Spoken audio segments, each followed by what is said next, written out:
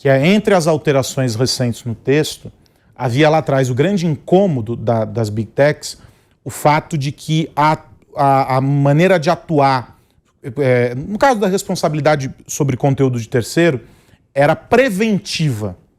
E a palavra preventivo, nesse contexto, implica o seguinte: não sei se é, não sei se não é, não faço a menor ideia, corta. Porque o cara ia ser responsabilizado por aquilo de antemão. Dentro da discussão que há, e a gente sabe que a política é um troço complexo, dentro dessa discussão, o que a gente tem?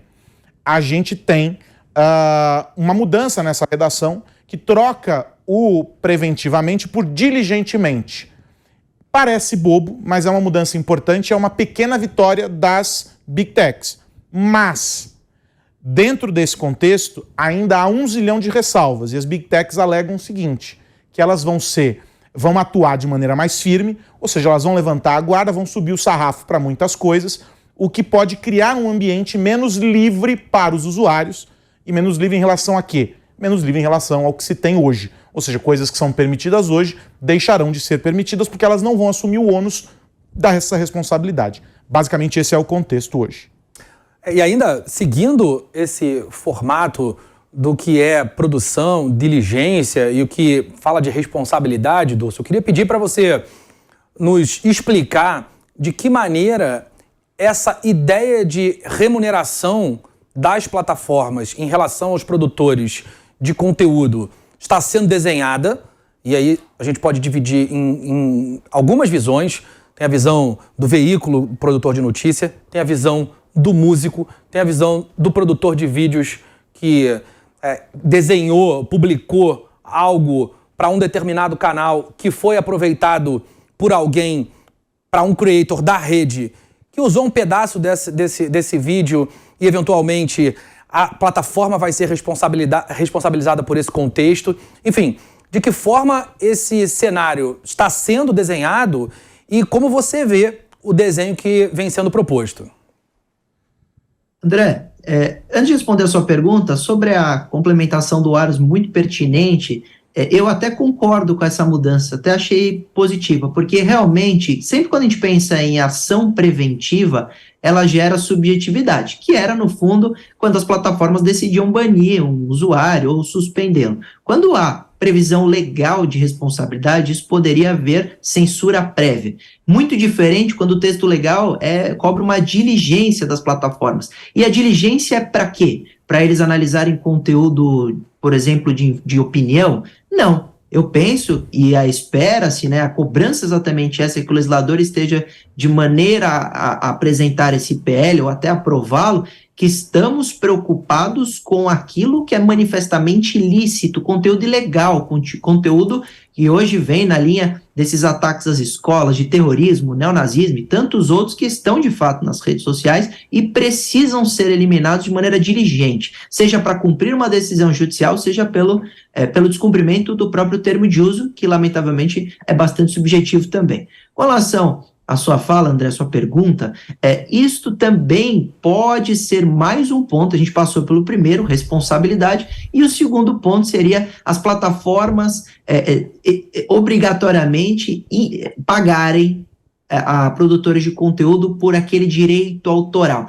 Então, este é um segundo ponto que alguns entendem que é um grande também incômodo às plataformas, que até então deixavam, na maioria dos casos, com exceção do YouTube, que é excelente o seu algoritmo em monitoramento de violação de direito autoral, mas as outras plataformas têm dificuldade com essa análise, a utilização indevida de conteúdo autoral de terceiro, para ganhar dinheiro, para monetizar o conteúdo ou não, pouco importa. A violação de direito autoral, o crime, inclusive, de violação de direito autoral, ele não prevê o ganho financeiro. E quando há o ganho financeiro, aí sim tem um crime específico com pena mais elevada. Vale dizer, aquele que usa conteúdo de terceiro, que goza de direito autoral, música, filme, vídeo, fotografia, inclusive, poderia cometer crime e se vender, ele é mais gravoso. As plataformas têm obrigação, sim, de fiscalizar. Por quê? André e Aros, porque quando o produtor de conteúdo denuncia nessas plataformas,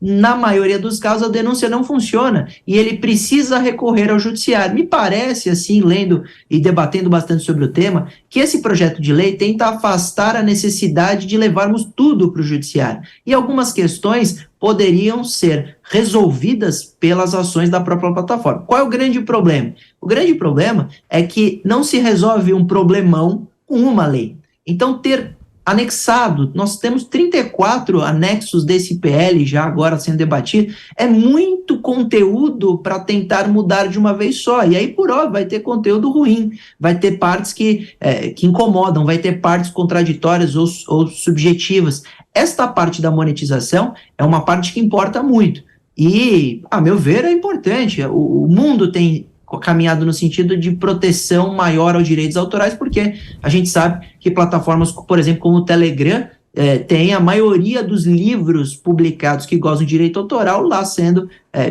encaminhados em PDF para todo mundo, violando esses direitos. Mesma coisa para cursos na nossa área, o Telegram é um problemão. Então, quando você denuncia, quando você avisa e fala, plataforma, o que você está fazendo para este combate? Qual é a sua função? Eles não têm responsabilidade nenhuma. Vale dizer, a lei aqui está, além de criando uma responsabilidade maior sobre o conteúdo, também sobre a necessidade de pagar por aquele conteúdo usado por um usuário ou pela própria plataforma que goze de direito autoral.